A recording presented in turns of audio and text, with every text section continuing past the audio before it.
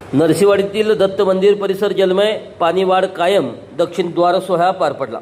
मुख्य पादुका पाण्याखाली, उत्सवमूर्ती नारायण स्वामी मठात त्रिकाल पूजा नियमित सुरू। कृष्णा नदीच्या पाण्याच्या पातळीत सातत्याने वाढ होत असल्याने नरसिंहवाडीतील प्रसिद्ध श्री दत्त मंदिराचा परिसर पूर्णपणे जलमय झाला आहे। मंदिराचे पुजारी कैलास पुजारी यांनी दिलेल्या माहितीनुसार सध्या पावसाने काहीशी उसंती घेतली असली तरी नदीच्या पाणीपातळीत वाढ कायम असून मंदिर परिसर अद्याप पाण्याखाली आहे।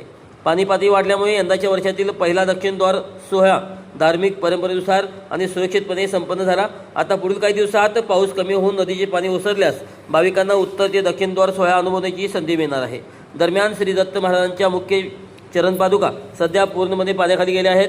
मात्र मंदिरात पाणी भरल्यामुळे धार्मिक परंपरेनुसार दत्त महाराजांची उत्सवमूर्ती नारायण स्वामी महाराजांच्या मठात हलवण्यात आली असून तेथे नित्यनेमाने त्रिकाल पूजा, आरती तसेच इतर धार्मिक विधी नियमितपणे पार पडले जात आहेत। आगामी परिस्थिती बाहेरील भागातील पावसाचे प्रमाण आणि धरणामधून होणाऱ्या पाण्याच्या विसर्गावर अवलंबून असणार आहे।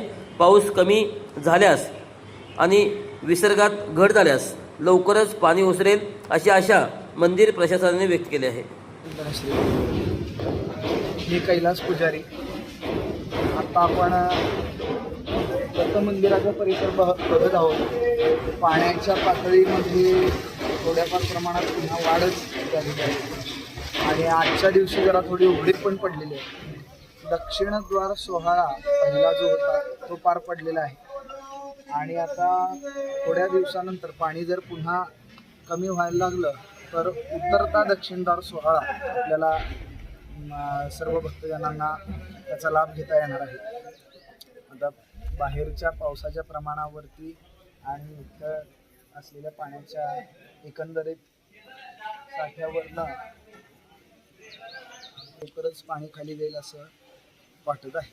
आता सध्या मुख्य पादुका ज्या आहेत त्या पाण्याखालीच आहे, तुम्ही पाहू शकता मंदिर।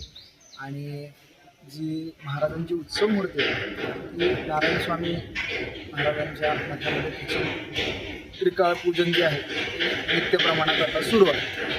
धन्यवाद।